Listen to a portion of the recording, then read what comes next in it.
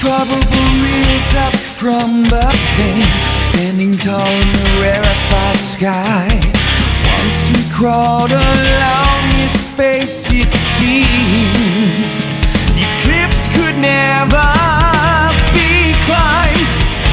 Unattainable heights they tower above, drive the bravest man to give up.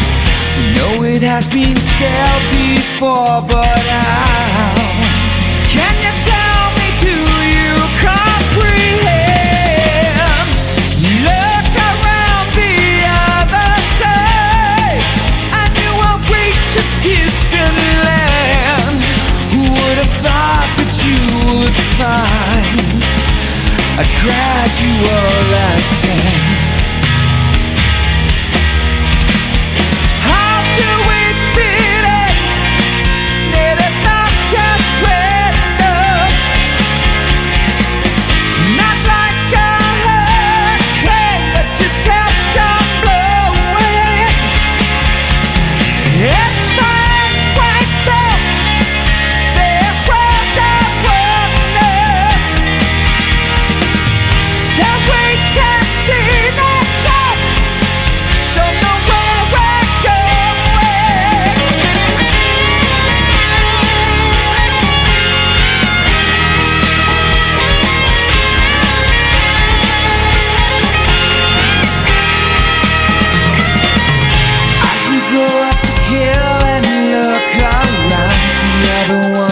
Travel each on their own going on.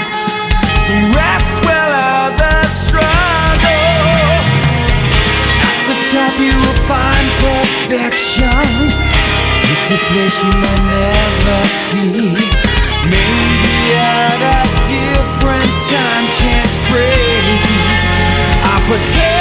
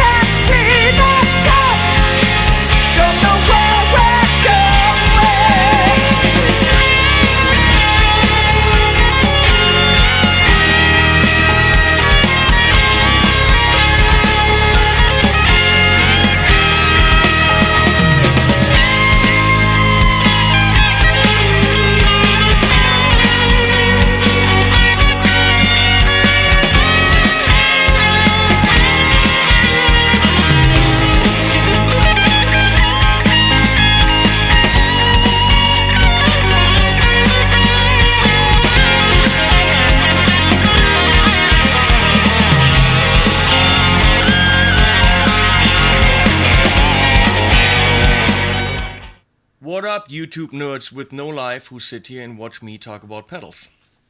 Then again, what do I know about pedals? I don't know.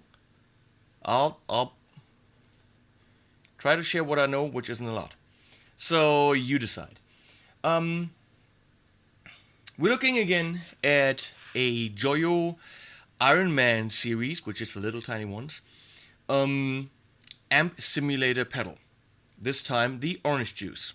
What that is supposed to sound like, is anybody's guess. I mean, I don't know. It's tough, tough, tough.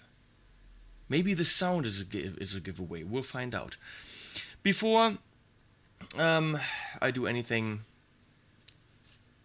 thanks David Grant from Joyo Audio UK for hooking me up with a t-shirt. I mean, you should, hook me up with, I don't know, guitars and pedals and, I don't know, hookers, coke, anything a musician needs. No, I get a t-shirt, so thanks for that. Thanks, David. Thanks to LSL-Guitars and Ludwig Klingelhofer from LKG-Guitars, which is a very nice boutique custom shop here in Germany, for LSL-Guitars. I mean, hey, not that I get them for free, those puppies are really expensive, but they gave me a nice deal. So today we are checking out this pedal with a T-Bone Telecaster style guitar, because I thought if you're going in the orange juice direction, we might as well go with something that's more dirt, more punk, more Brit pop, something like that. Of course, now that Orange Juice company is making very nice metal amps. When we think of Slipknot and stuff like this, they have some nice high gain stuff. This is not in the high gain territory. This is in the very big crunch with a lot of high end territory. So you've probably seen it if you've looked at other videos. Very nice. Joyo supplies you with two options for the bottom of the pedal. I'm gonna get closer.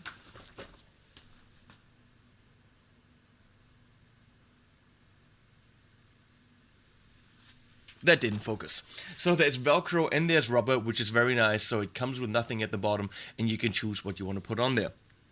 The box, extremely nice. It really feels like you're unwrapping a nice piece of jewelry. And all this for, I think they're about $60. So don't quote me on that, but I think they are.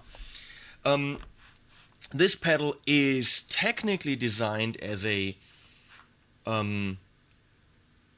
direct to PA or direct into audio interface pedal. And at the end of this video, you will see options of what you can do within a digital audio workstation, direct with some EQ and even some cab simulators on it. It has a built-in cab simulator, but you can do more when you roll off the high end even a little bit more with some processing. So you can get a really cool sound out of that. You will hear this in context and by itself. But for me, they do sound best when used as a normal pedal. Now, does the amp simulator get in the way because it's already rolling off the high end? I don't hear this in front of the amp at all. Now, you might ask me, can you please put it in the FX loop of the amp? So treating this as a preamp going directly just into the power amp to make it loud. Look at the Clean Glass demo where I've done this. I'm not going to do it again. It sounds pretty much like direct, just a little bit worse. So it's not a good sound. So I wouldn't recommend that. Use it either in direct mode when you're in a rehearsal or at a gig and you don't want to carry an amp around. I would call it emergency solution. It's not the best solution there is, but in front of an amp, these things sound killer, and we're gonna hear that right now. So the setup I've been using for a while now, you might know.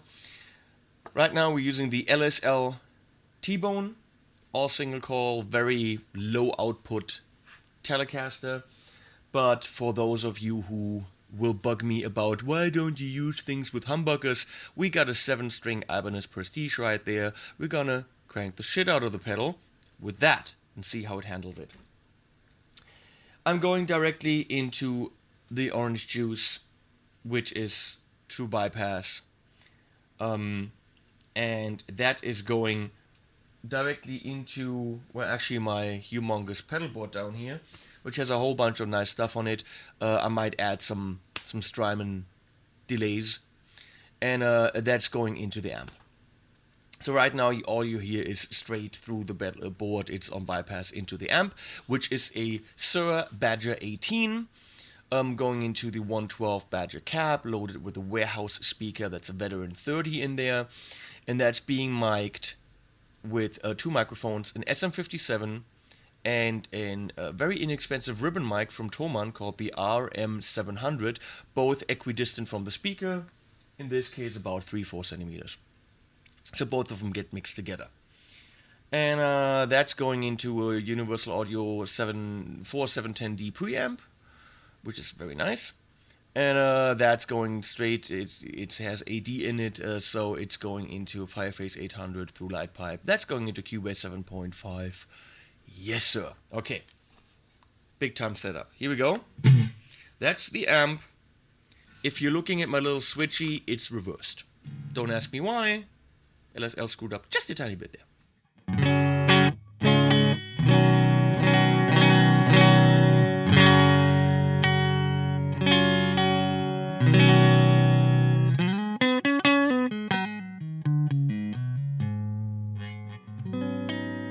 So, that was the front. And as you can see, there's a very nice lid, which actually protects your settings. Question, are the knobs too tiny? No, they're not. They are bigger than the normal mini knobs that a lot of pedals now have. And you can grab them very easily because they have the grabbability of a nice grabbable knob. I don't know what the thingies, the ridges. And they're also, since they're white with a black stripe, they're very easily readable, which I love, because all those mini knobs, I always paint a line on them so I know where I am, but you don't have to do this on these. Very easy readout on those knobs. And let me go into the controls for a bit. You've got, of course, level and gain, or in this case, drive. So that's here and here. And then you've got the tone, which is like a high-end roll-off, but you can add on all these pedals a serious dose of high-end to it. And then there's a voice knob. Now on the True Tone amp simulator pedals that Joyo had before, the bigger ones, you had a 3-band EQ. Here you've got the tone knob, and that voice knob was described as giving you the age of the amp. So, further to the left you had a more classic amp and was getting more modern. Here it's described as a mid control, and that's kind of what it is. But with more mids also comes more gain. So use this in conjunction with your drive knob to dial in your sound. It's not just an EQ type thing, as we will see. So here's the demo. As if you haven't heard enough of this thing before in, the intro.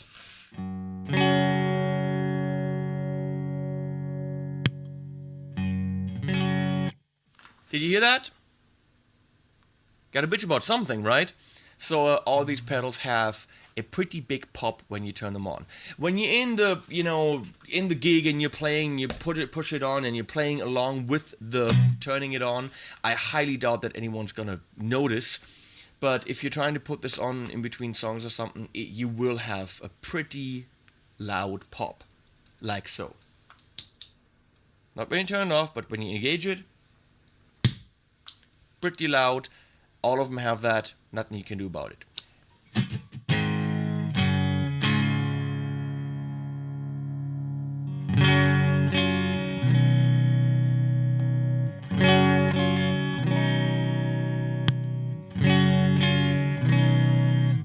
In this setting, it rounds off the sound.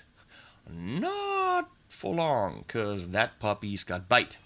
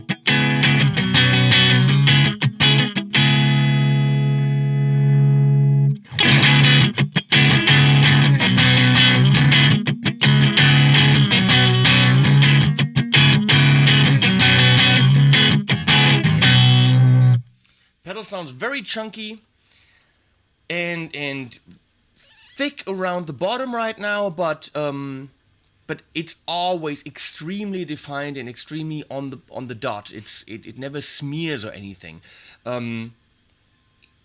It's an amazing rhythm pedal, if you ask me. It's amazing for rhythm.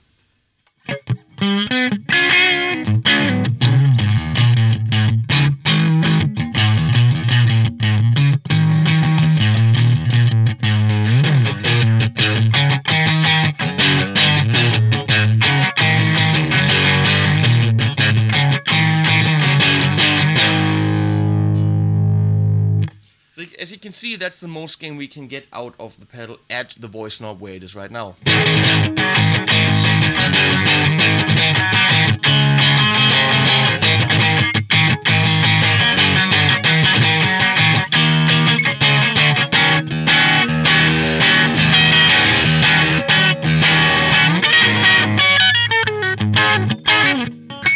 Doesn't work with you too well in solo mode because its sound doesn't carry really.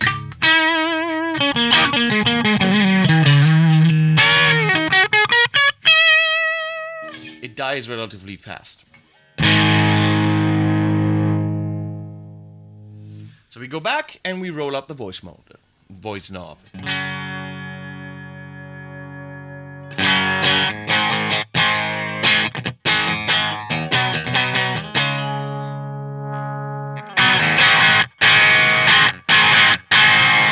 That's where the comes in, which is kind of cool.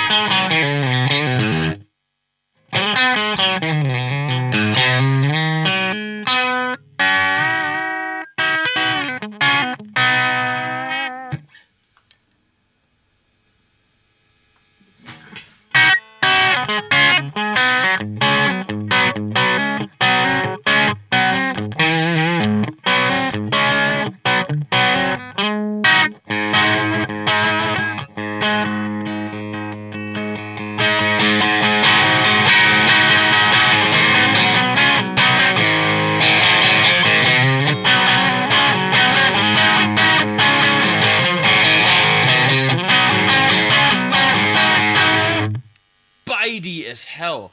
So let's roll off the tone.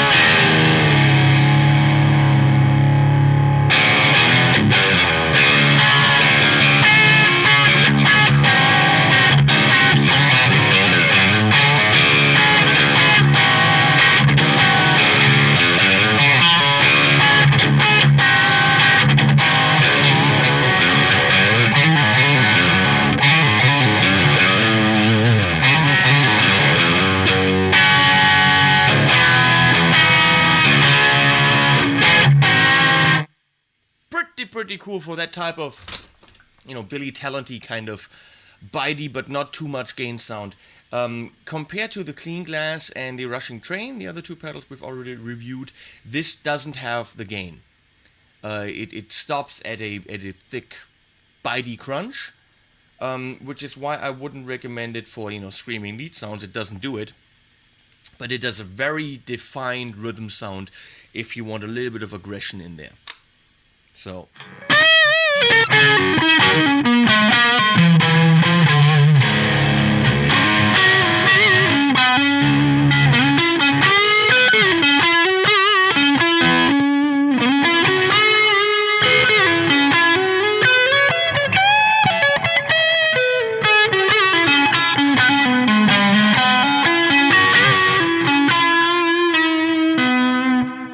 lyrics of El Capistan and timeline from Strymon for the delays.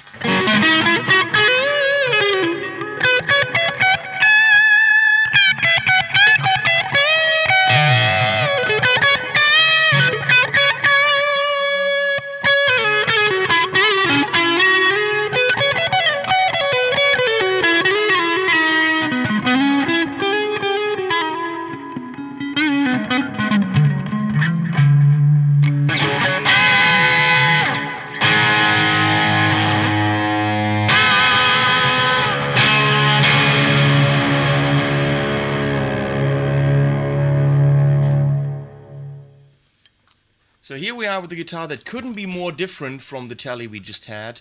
Tele, very, very classic.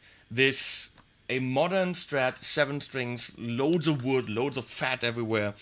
And of course, humbuckers, they're not active. I'm not a fan of active pickups. But this guitar gives any pedal or amp a serious push. So we go straight in the back because we want to see a rhythm sound.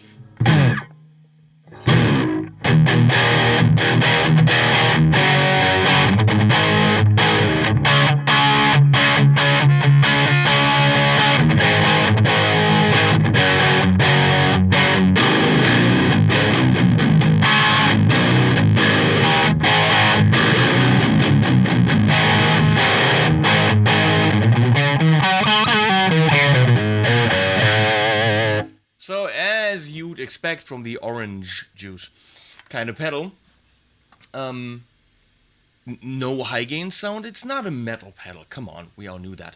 But it's great for driving rhythms with a lot of definition. If you do a lot of eighth note stuff and you want your notes to shine through, or even if you do like these ninth chords.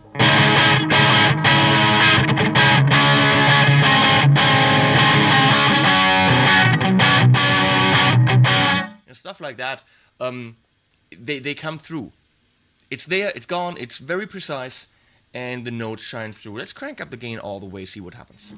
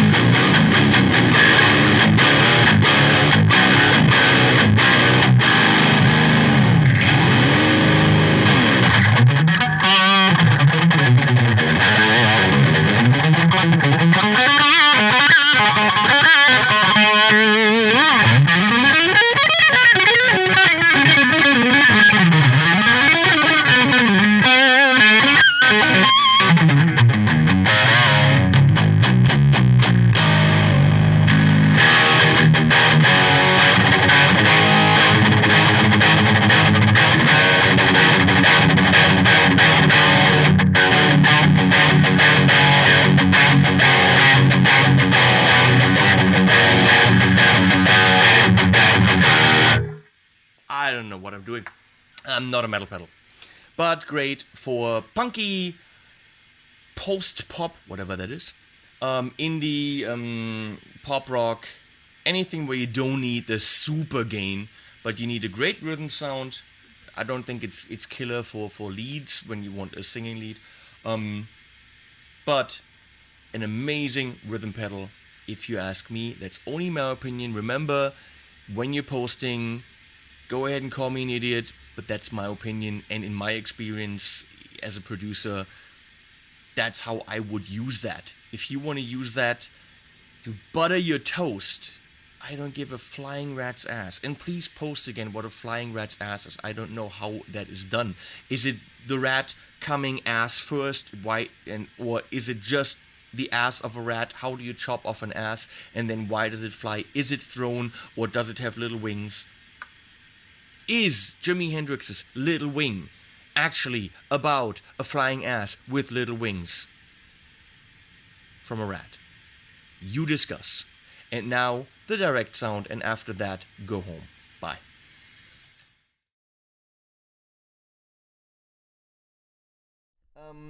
Moving on to the orange juice, which is of course an orange type amp.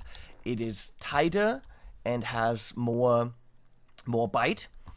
So here it is direct by itself without anything, no amp simulation other than the one that it already, of course, includes.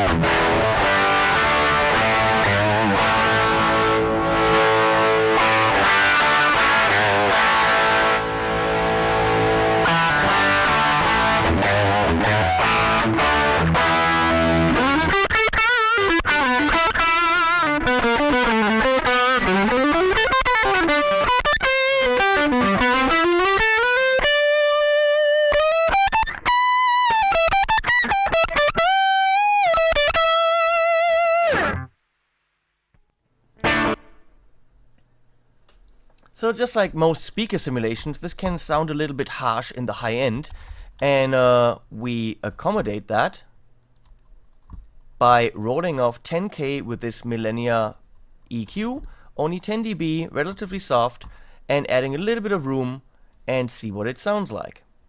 Same file, exactly the same thing, just a little bit less high end to really get that harshness out of that amp simulated sound, which is, you know, what all amp simulators, even like direct outs on amps, that's the problem of most of them.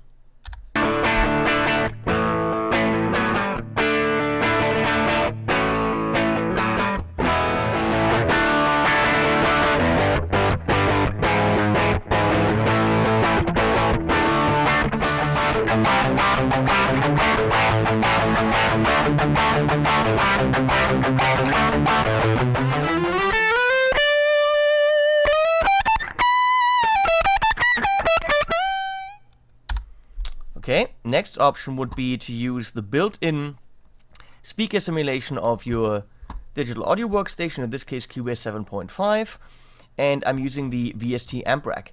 So I pick no amplifier because we already have the amp, we just want a better speaker simulation. And we're dealing, what are we doing? British custom?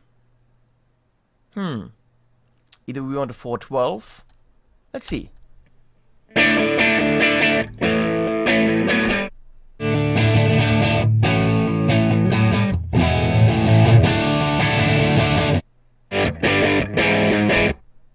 If you ask me, I would go for the British custom.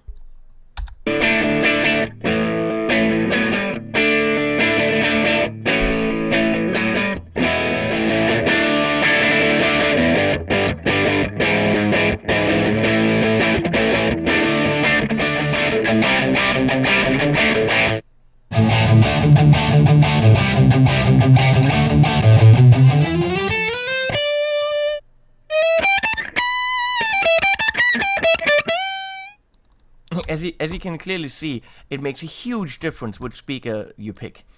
So let's go to Guitar Rig and let's do the same thing. We switch between the 212 British, whatever this is, and a 412.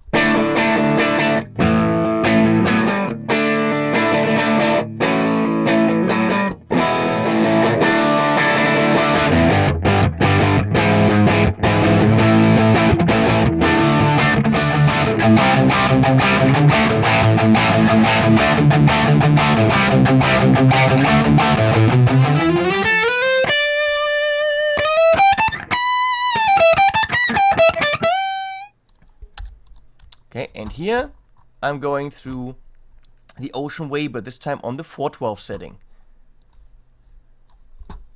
close mics, but also room mics that are a little bit further down. That's what it sounds like.